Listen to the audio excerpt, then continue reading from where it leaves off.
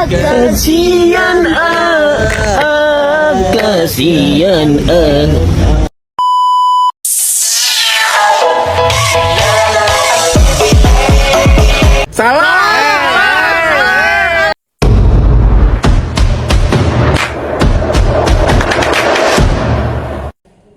Assalamualaikum warahmatullahi wabarakatuh.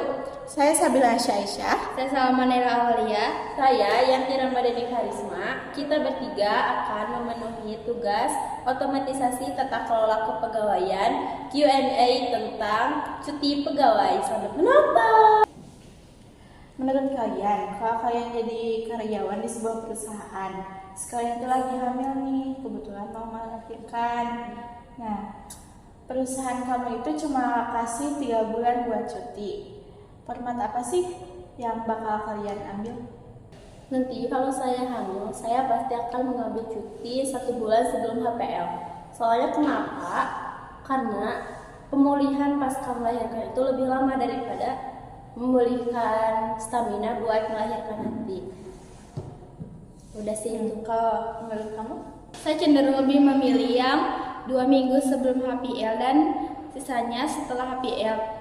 Alasan utamanya saya memilih format itu karena sisanya itu untuk masa pemulihan, karena pemulihan itu membutuhkan waktu yang sangat lama, apalagi kalau misalkan kita melahirkan secara sesar, dan juga untuk memberikan perawatan kepada buah hati. Nah, kan kita udah nih berdua dijawab. Sekarang saya penasaran sama jawaban kamu gimana nih? Menurut saya bakal lebih baik memilih 1 bulan sebelum HPL, terus 2 bulannya setelah HPL. Karena kan HPL itu gak selamanya benar gitu. Jadi takutnya si bayinya tuh berojo si bayinya tuh keluar sebelum waktu yang ditentuin sama dokter, terus ngejaga kesehatan si ibunya juga biar gak stres gara-gara kerjaan gitu. Terus 2 bulannya pemulihan setelah melahirkan. Next, pertanyaan kedua.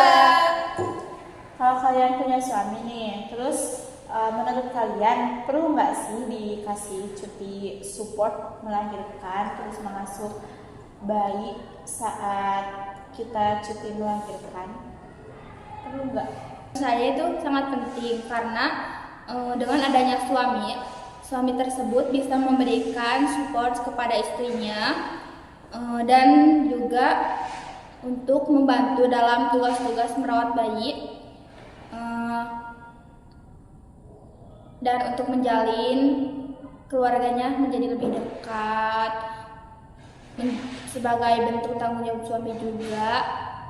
Selain itu, membantu melibatkan suami dalam merawat bayi dapat meningkatkan keterampilan dan juga menciptakan lingkungan keluarga yang lebih harmonis. Kalau kamu? Kalau menurut saya juga perlu sih ya, soalnya kan dukungan suami itu nomor 1 sih. Kalau perlu juga, kalau disebutin sih istri sehat karena dukungan suaminya. Dan juga mengurus bayi itu gak cukup cuma 1 orang, gak cukup sama si istri aja, suami juga harus ikut ngurus.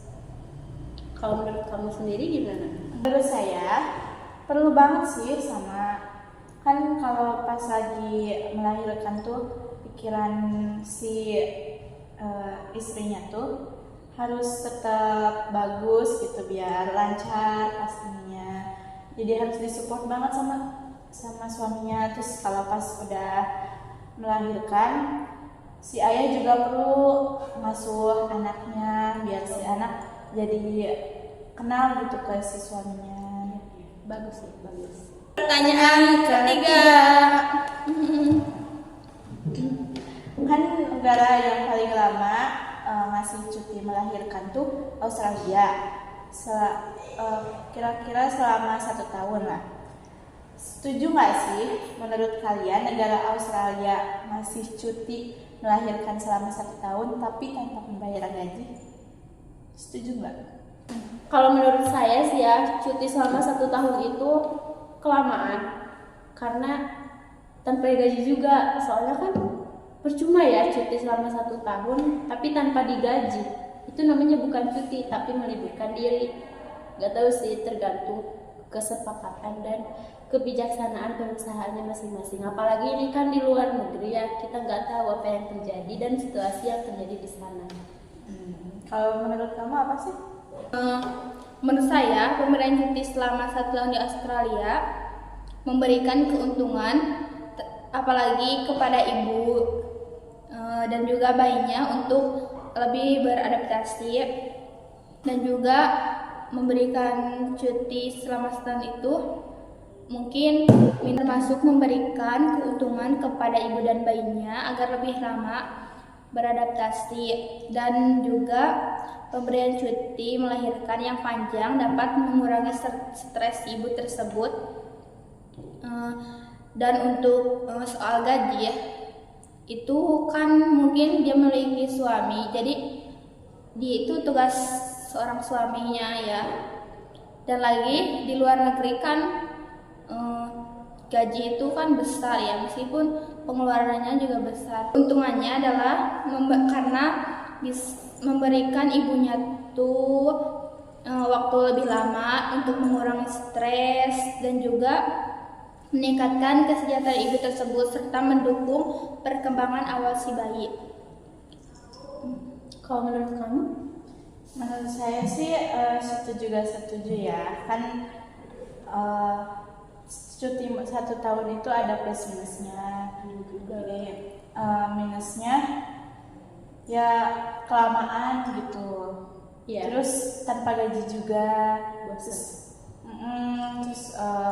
plusnya itu jadi si ibunya tuh bisa pemulihannya tuh lebih total. Jadi bisa benar-benar pemulihannya benar-benar Next question.